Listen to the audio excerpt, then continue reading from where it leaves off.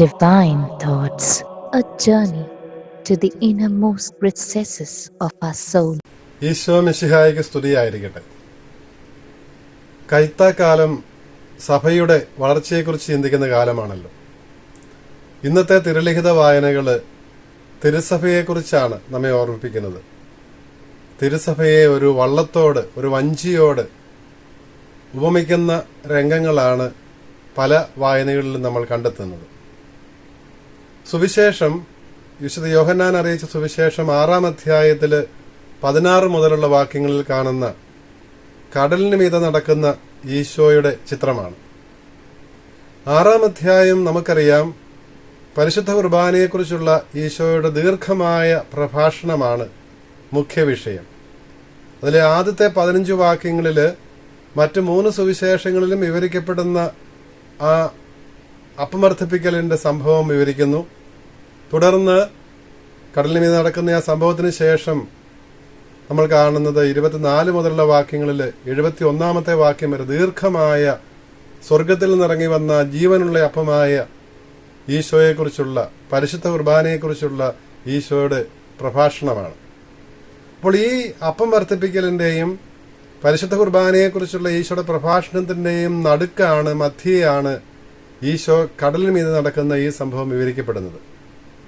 ഇതേ ക്രമത്തിൽ തന്നെ വിശുദ്ധ മത്തായിയുടെയും മർക്കോസിന്റെയും സുവിശേഷങ്ങളിൽ അപ്പം വർദ്ധിപ്പിക്കലും കടലിന് മീതെ നടക്കുന്ന സംഭവങ്ങളും ഒന്നിച്ച് അവതരിപ്പിക്കുന്നത് നമുക്ക് കാണാൻ സാധിക്കും. എന്തുകൊണ്ടാണ് ഈ 2 സംഭവങ്ങളെയും ഒന്നിപ്പിച്ച് സുവിശേഷകന്മാർ അവതരിപ്പിക്കുന്നത്? ഇത് രണ്ടും തമ്മിലുള്ള അഭേദ്യമായ ബന്ധം കൊണ്ടാണ്. ഈ 2 അടയാളങ്ങളിലും ഈ 2 അത്ഭുതങ്ങളിലും വ്യക്തമാക്കപ്പെടുന്നത് ഈശോയുടെ ദൈവികമാണ്. സൃഷ്ടിയുടെ മേല്, സൃഷ്ടവസ്തുക്കളുടെ മേല് ഈശോയ്ക്കുള്ള ദൈവികമായ അധികാരമാണ്. സൃഷ്ടവസ്തുക്കളുടെ മേൽ അധികാരമുള്ളത് സ്രഷ്ടാവായ ദൈവത്തിനാണെന്ന് നമുക്കറിയാം. ദൈവത്തിനാണ്, ദൈവികമായ ശക്തിയാണ് ഈശോയിൽ പ്രവർത്തിച്ചത്. അതുകൊണ്ടാണ് അവിടത്തേക്ക് അപ്പം വർദ്ധിപ്പിക്കാൻ സാധിച്ചതും കടലിന് മീതെ നടക്കുവാൻ സാധിച്ചതും എന്നുള്ളത് വ്യക്തമാക്കുകയാണ് ഈ സുവിശേഷകന്മാർ ചെയ്യുന്നത്. പഴയ നിയമത്തില് ജോബിന്റെ പുസ്തകം 8-ാം അധ്യായത്തില്, നമ്മൾ 9-ാം അധ്യായത്തിൽ 8-ാം വാക്യത്തിൽ നമ്മൾ ഇപ്രകാരം വായിക്കുന്നുണ്ട്. ജോബിന്റെ പുസ്തകം 9-ാം അധ്യായം 8-ാം വാക്യം: അവിടുന്ന് മാത്രമാണ് ആകാശത്തെ വിരിച്ചത്, അവിടുന്ന് സമുദ്രത്തിലെ തിരമാലകളെ ചവിട്ടിമെതിക്കുന്നു. അപ്പോൾ സമുദ്രത്തിന്റെ മേൽ അധികാരമുള്ളവൻ അത് സൃഷ്ടാവായ ദൈവമാണ് എന്ന് പഴയ നിയമത്തിന്റെ വിശ്വാസമാണ്, ഇസ്രായേൽ ജനതയുടെ ബോധ്യമാണ്. അപ്പോൾ ആ സ്ഥാനത്താണ് ഈശോ ഇവിടെ പ്രവർത്തിക്കുന്നത്, ദൈവികമായ അധികാരം വ്യക്തമാക്കുന്നത്.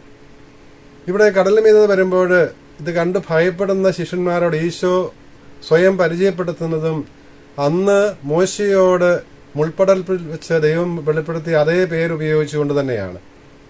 ആകുന്നവൻ ഞാനാകുന്നു, അത് ഞാൻ തന്നെയാകുന്നു എന്ന് പറയുമ്പോൾ പഴയ നിയമത്തില് പുറപ്പാട് പുസ്തകം 3-ാം അധ്യായത്തിൽ 14-ാം വാക്യത്തില് മോശയോട് ദൈവം പറഞ്ഞ ആ വെളിപ്പെടുത്തൽ തന്നെയാണ്. ഏഗോ എയ്മി, ആകുന്നവൻ ഞാനാകുന്നു, ഐ ആം ഹു ആം എന്ന് തന്നെയാണ് ദൈവം പറയുന്നത്, ഈശോ പറയുന്നത്. അപ്പോൾ ആ ദൈവത്തോടുള്ള സത്തയിലുള്ള സമാനത, സത്തയിൽ അവർ ഇരുവരും ഒന്നാണ് എന്നുള്ള ആ സത്യം വ്യക്തമാക്കുന്നത് കൂടിയായിരുന്നു ഏഗോ ഏമി എന്നുള്ള ആ പ്രയോഗം. ഞാൻ തന്നെ, അത് ഞാൻ തന്നെയാകുന്നു, ഞാൻ തന്നെയാകുന്നവനാണ് ഈ കടലിൽ മീതെ വരുന്നവനെന്ന് വ്യക്തമാക്കുമ്പോൾ ഈശോ വെളിവാക്കുന്നത്.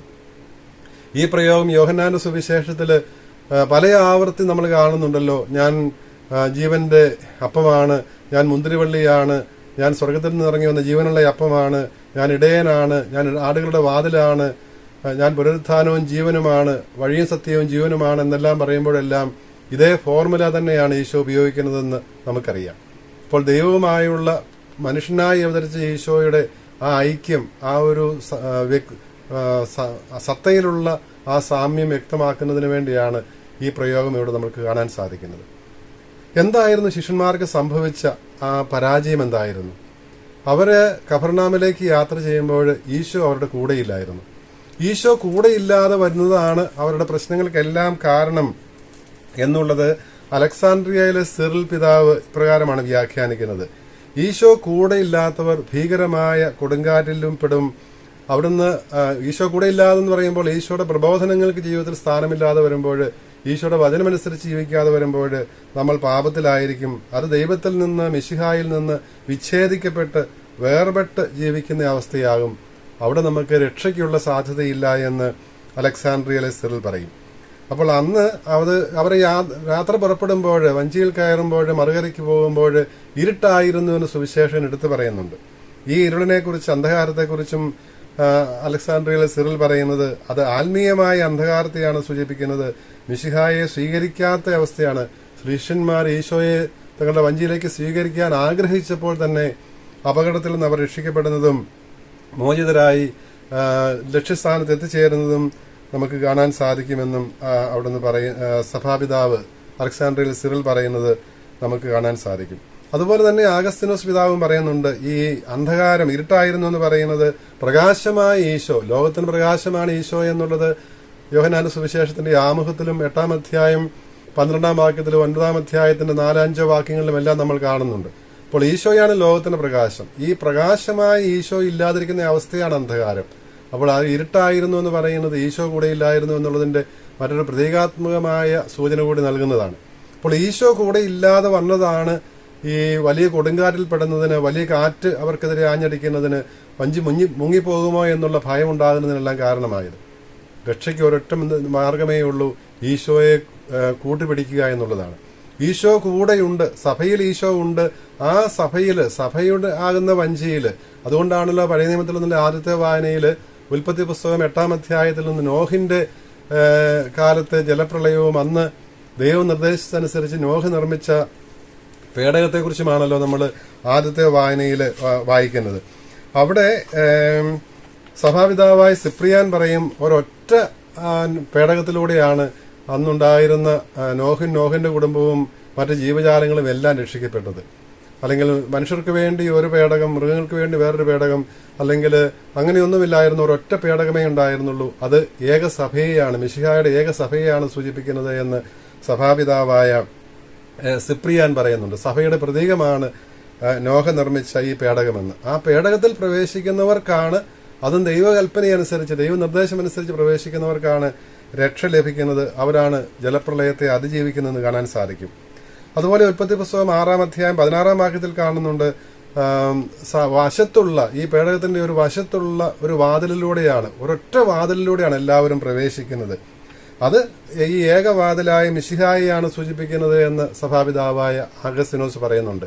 ഒപ്പം അദ്ദേഹം പറയും, ഈ സൈഡിലുള്ള വശത്തുണ്ടായിരുന്ന ആ വാതിലെന്ന് പറയുന്നത് കുരിശില് കുന്തത്താൽ കുത്തി തുറക്കപ്പെട്ട ആ മിശിഹായുടെ സൈഡിനെയാണ്, വശത്തെയാണ് സൂചിപ്പിക്കുന്നത്. നമ്മളും രക്ഷയിലേക്ക് പ്രവേശിക്കുന്നത് തുറക്കപ്പെട്ട ഈ മിശിഹായുടെ പാർശ്വത്തിലൂടെയാണ്. അവിടെ നിന്നിറങ്ങിയ ആ ജലത്താലും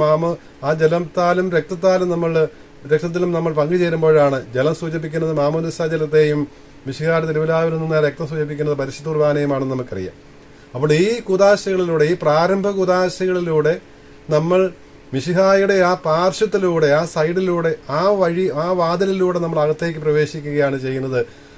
അത് മിശിഹായുടെ ശരീരത്തിന്റെ ഭാഗമായി തീരുകയാണ്. ആ മിശിഹായുടെ ശരീരമാണല്ലോ തിരുസഭ. അപ്പോൾ അതിനെയാണ് സൂചിപ്പിക്കുന്നത് എന്ന് ആഗസ്തിനോസ് പിതാവ് പറയുന്നതും നമ്മൾ വായിക്കുന്നുണ്ട്. അപ്പോൾ ഇതേക്കുറിച്ച് തന്നെയാണ് വെളിപാട് പുസ്തകത്തിന്റെ 21-ാം അധ്യായത്തില് മിശിഹായുടെ മണവാട്ടിയായ തിരുസഭയെക്കുറിച്ചാണല്ലോ ദൂതൻ ദർശനത്തില് യോഹന്നാൻ ശ്ലീഹായ്ക്ക് കാണിച്ചു കൊടുക്കുന്നത്. അപ്പോൾ സ്വർഗത്തിൽ നിന്ന് ഇറങ്ങി വരുന്ന മഹത്വപൂർണയായ ആ സ്വർഗീയ ഓർസലേം കർത്താവിന്റെ മിശിഹായുടെ മണവാട്ടിയാണ്, കുഞ്ഞാടിന്റെ മണവാട്ടിയാണെന്നാണ് പറയുന്നത്. ഇപ്പോൾ അലങ്കൃതമായ ഈ സ്വർഗീയ ജെറൂസലേം അതിനെ ഉപമിക്കുന്നത് ഒരു വലിയ കെട്ടിടത്തോടാണ്.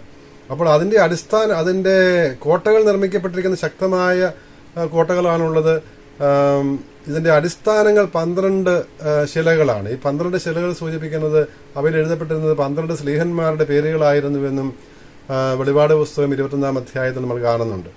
അതുപോലെ തന്നെ ഈ 12 വിശിഷ്ടമായ മുത്തുകളാൽ അലങ്കൃതമായിരുന്നു ഈ ഭവനം. ഇതിന്റെ ഓരോ വാതിലും 12 വാതിലുകൾ ഉണ്ടായിരുന്നു. ആ 12 വാതിലുകളിലും 12 വിശിഷ്ട ശ്രേഷ്ഠതരമായ അതിന്റെ പേരെല്ലാം എടുത്തു പറയുന്നത് നമുക്ക് വെളിപാട് പുസ്തകം 21-ാം അധ്യായത്തിൽ നമ്മൾ വായിക്കുന്നുണ്ട്, പുതിയ നിയമത്തിലെ ആദ്യത്തെ വായനയിൽ. അപ്പോൾ അതെല്ലാം സൂചിപ്പിക്കുന്നത് ഈ 12 സ്ലീഹന്മാരാകുന്ന അടിസ്ഥാനത്തിന്മേല് പണിയപ്പെടുന്ന ഈ തിരുസഭയെയാണ്. ആ തിരുസഭയുടെ സമചരിത്രാകൃതിയാണ്. അത് എവിടെ നിന്ന് നോക്കിയാലും അത് ഒരേ രൂപം തന്നെയാണെന്ന് കാണിക്കുകയാണ്. സഭ അതിന്റെ വ്യത്യസ്തമായ മുഖങ്ങളുണ്ടെങ്കിലും ഒരൊറ്റ യാഥാർത്ഥ്യത്തെയാണ്, മിശിഹായുടെ ശരീരത്തെയാണ് സൂചിപ്പിക്കുന്നത്. അതിലേക്ക് പ്രവേശിക്കുവാനുള്ള ഏകവാതിൽ മിശിഹായാണ്. ആ വാതിൽ നമുക്ക് എത്തിച്ചു തരുന്ന വാതിലുകൾ സ്ലീഹന്മാരാണ്. സ്ലീഹന്മാരാകുന്ന ഈ അടിസ്ഥാനങ്ങളിലൂടെ, ഈ വാതിലുകളിലൂടെ നമ്മൾ പ്രവേശിക്കുന്നത് ആടുകളുടെ വാതിലായിരിക്കുന്ന, ഏകവാതിലായിരിക്കുന്ന മിശിഹായിലൂടെയാണ് രക്ഷയിലേക്ക് നമ്മൾ പ്രവേശിക്കുന്നത് എന്നാണ് ഈ വായനകളെല്ലാം നമ്മെ ഓർമ്മിപ്പിക്കുന്നത്. അതുപോലെ തന്നെ ഉത്തമ ഗീതത്തിൽ നിന്നാണല്ലോ പഴയ നിയമത്തിലെ 2ാമത്തെ വായന.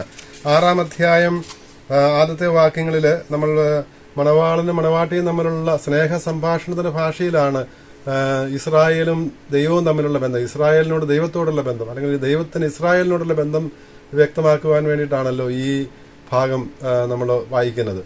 അവിടെ ഇസ്രായേൽ കർത്താവിനോട് പറയുന്നുണ്ട്, ഞാൻ എൻ്റെ പ്രിയന്റേതാണ്. അപ്പോൾ സഭ കർത്താവിനോട് പറയുന്നത് ഇത് തന്നെയാണ്, സഭ മിശിഹായുടേതാണ്. ആ ഒരു മിശിഹായാണ് എല്ലാം. മിശിഹായോട് ചേർന്ന് മിശിഹായുടെ ശരീരത്തിന്റെ ഭാഗമായി നിന്നുകൊണ്ട് അവിടുത്തെ ശരീരം തന്നെയായിരിക്കുന്ന തിരുസഭ, ആ തിരുസഭയാകുന്ന ഈ വഞ്ചിയിൽ, ഈ വള്ളത്തിൽ നമ്മൾ യാത്ര ചെയ്യുമ്പോൾ അപകടത്തെ ഒന്നും ഭയപ്പെടേണ്ടതില്ല. നമുക്ക് ചുറ്റുമുള്ള കാറ്റും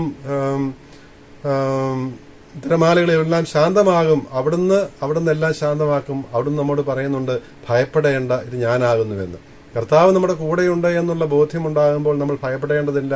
ഒരു തിന്മയ്ക്കും അത് എത്രമാത്രം ശക്തിപ്പെട്ടു വന്നാലും അതൊന്നും നമ്മെ ആക്രമിക്കുകയില്ല, ഒന്നും നമ്മെ കീഴടക്കുകയില്ല എന്ന് സഭാപിതാക്കന്മാർ നമ്മെ ഓർമ്മിപ്പിക്കുന്നുണ്ട്. നമുക്ക് ചുറ്റും ഇന്ന് തിന്മകൾ പെരുകി വരുന്നത് നമ്മൾ കാണുന്നുണ്ട്. ഭീകരത വർദ്ധിക്കുന്നു, അധർമ്മം പെരുകുന്നു, വിശ്വാസമില്ലായ്മ അതിന്റെ തീവ്രമായ രൂപത്തിലെല്ലാം പ്രകടമാകുകയും ചെയ്യുമ്പോൾ ഇതൊന്നും സഭയാകുന്ന വഞ്ചിയെ താഴ്ത്തിക്കളയുകയില്ല എന്ന് സഭാപിതാക്കന്മാർ നമ്മെ ഓർമ്മിപ്പിക്കുന്നുണ്ട്. ഈ ഏറ്റവും അടുത്ത കാലത്ത് നമ്മെ ഇത് ഓർമ്മിപ്പിച്ചിരുന്നത് ബെനഡിക്ട് 16 മാർപ്പാപ്പയായിരുന്നു.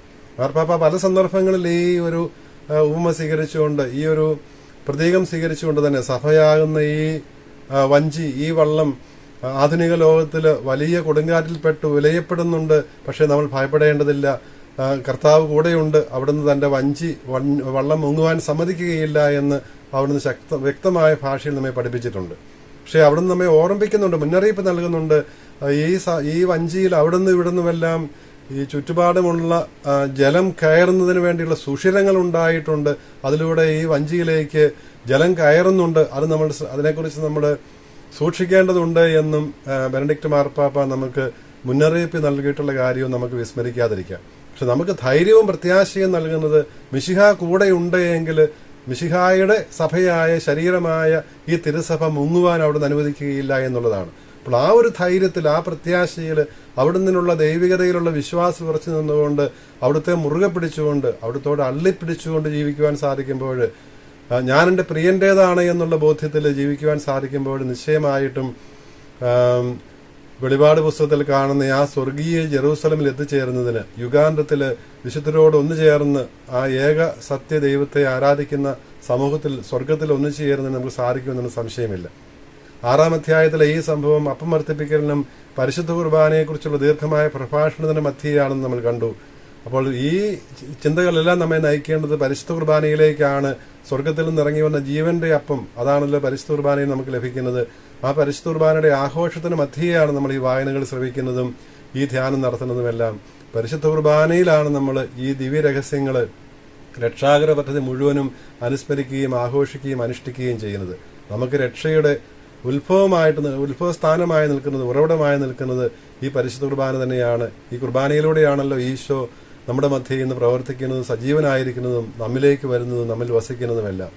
പരിശുദ്ധ കുർബാനയിൽ സജീവമായി പങ്കെടുത്തുകൊണ്ട് സഭയാഗാത്രത്തെ വളർത്തുവാനായിട്ട്, കെട്ടിപ്പടുക്കുവാനായിട്ട് നമുക്കും ശ്രമിക്കാം. ദൈവം നമ്മളെ അനുഗ്രഹിക്കട്ടെ.